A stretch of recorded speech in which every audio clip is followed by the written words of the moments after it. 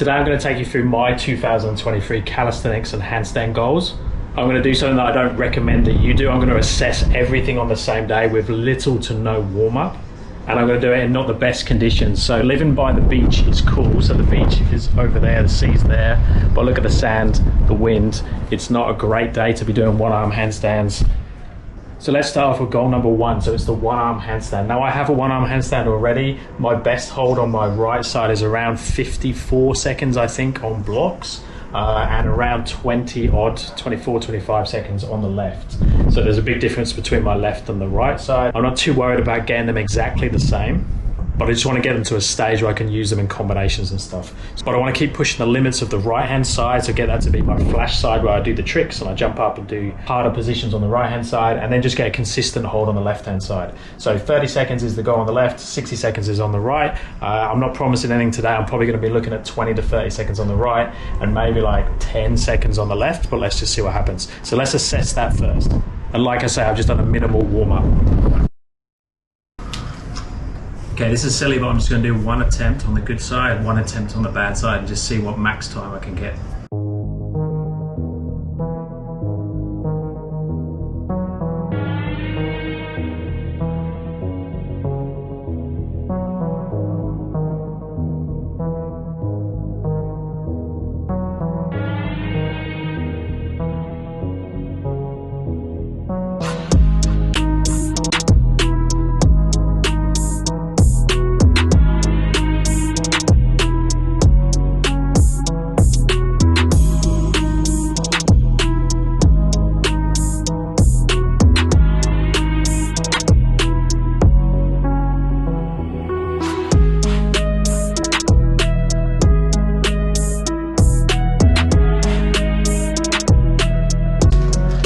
And that was around 20 to 30 seconds, and ideally with max hold attempts I'm just going to try and get back into a two-arm handstand afterwards.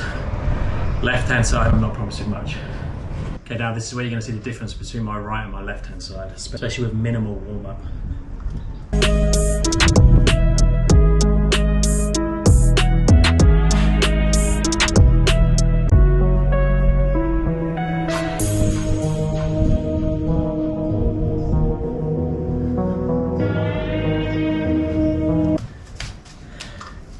There you go, left is non-existent. I probably needs about 5 to 10 sets of warm-up to get like a 10-second hold. So I'm going to leave that for today because I'm literally doing 1 or 2 sets.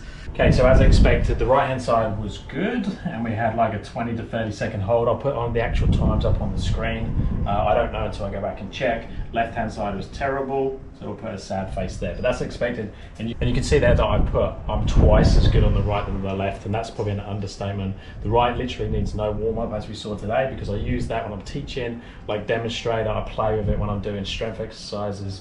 The left-hand side is like a little float for a couple of seconds and back down again. I need to get better at that, so that's the goal, just bring that up to 30 seconds, get that consistency back. I'm pretty confident that I can get 60 on the right, and I'm pretty confident that I can get the 30 on the left. I just need to increase the training.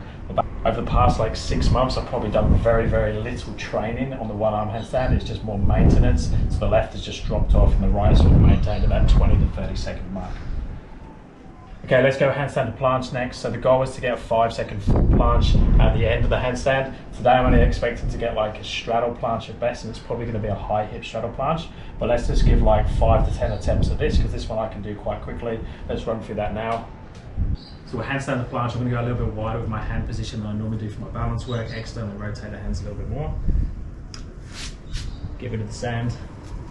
Now my GoPro battery just died, so I'm not sure whether I caught the end of that one. So basically that's where I'm at in terms of getting a straddle planche, slightly high hip around that 5-second mark after the handstand. And I'm just going to try one more now. So I'm going to come down with a straighter body and then open as late as possible towards that straddle planche, but try and be full planche for the start.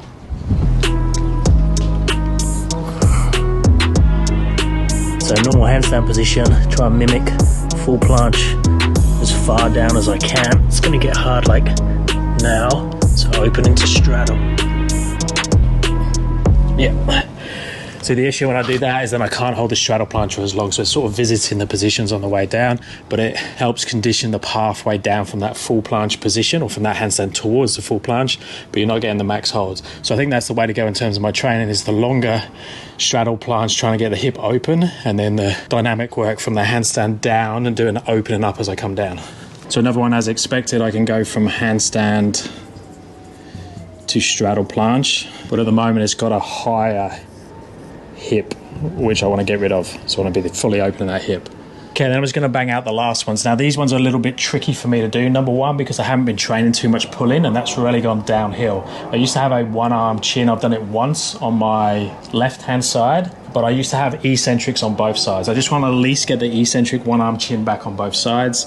10-second full front lever. I've had like a full front lever for around 5 seconds, but again, I've dropped off the training on that, and bar muscle up is terrible. Basically, I just need to be very dynamic to get it at the moment, so I need to try and make that strict. I need to basically get that pulling strength up and just increase my pulling workouts in general is going to make a big difference. Now the challenging part at the moment is I don't have rings up in the new house yet, and I'm just going to use the yellow P-bars to try and mimic these movements as best I can and see where I'm at. So let's actually start with the full front lever, because that's the easiest one to do on the bars first. Okay, similar to the planche at the moment, when I max out, I lose the hip position. So the hip will tend to drop and I'll get a hip crease. Ideally in the front lever, if you're going to go for the full front lever or even the straddle front lever, you should have an open hip, the same as the planche. So what I mean by open and closed hip, that's the open hip, that's a closed hip. So we want to try and have this in both the planche and the front lever eventually. These are harder variations. I'm going to cheat a little bit. I'm going to get over the top and be in more of a false grip position. I'm going to bring the hands closer together. Both of those things make the front lever easier.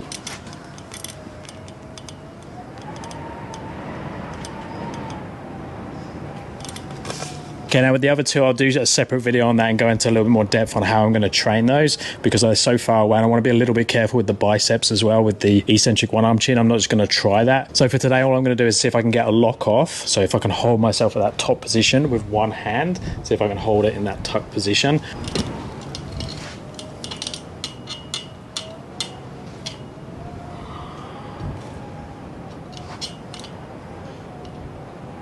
No, I can't even do that. I mean, I can get it with one finger. Okay, so at this setup, I can't even do the lock off. So, okay, so for the limited assessment I've done on the eccentric one-arm chin, which is terrible, I wouldn't recommend that you assess yours in that way. I'm going to do a separate video on the pulling movements, but the eccentric one-arm chin, I'm going to put no lock off. And I used to have that quite easy on both sides. 10-second full front lever, I had a frog position at best. So the frog front lever is like a straddle position but with bent knees. So it's slightly easier. For fun, let's just try the bar muscle up now on that P-bars. Now I've had that in the past. I'm not going to be able to do it today, I don't think, but let's try.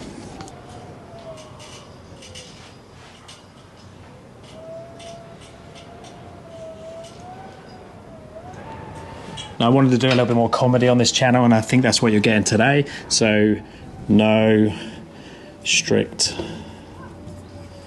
muscle up. And then last things I'm going to go through today, I'm just going to look at my full splits, dragon squat and a back bend. Now the dragon squat I'm putting in this sort of mobility section. That's a good way of working on that hip mobility that I'm lacking. My hamstrings and pancakes are pretty good, and I'm pretty close to full splits. I just need to finish that off in the hip flexor and get a bit more comfortable in the middle split position. And we're going to see a little bit more comedy with the back bend, especially with not proper warm up for it. So for splits, you're looking at something like this in middles.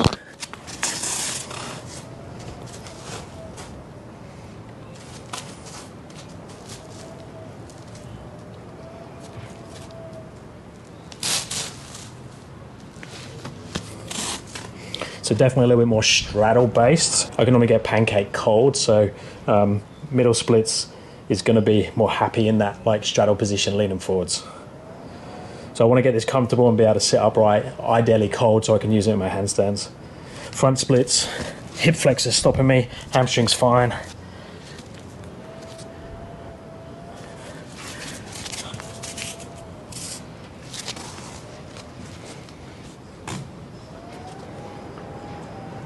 For the dragon squat, it really is flexibility in the calf that relaxes me down, my bent knee flexibility. So you can see if I give myself a good heel raise, I can get around into that position there.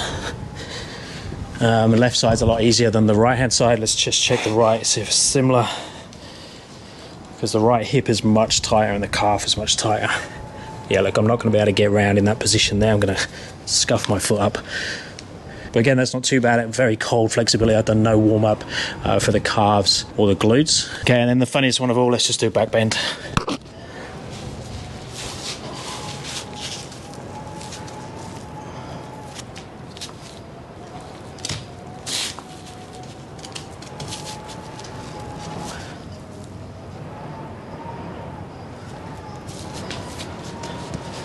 Okay, so that's where I'm at with everything. I'm going to use pictures and video for the flexibility. I'm not going to try and describe it. It's much easier to see it visually. I'm going to put it together in some sort of program. I'm going to take you guys through that, and I'm going to use YouTube as accountability. So I might do sort of like a monthly update or something on how I'm going with this, what exercises and my progress as I go. So let me know if you have any questions. Let me know if you've got any feedback. Let me know if you've got any advice. That would be awesome. Let me know your goals. Thumbs up and subscribe would be appreciated, and I'll speak to you next time. Thanks, guys.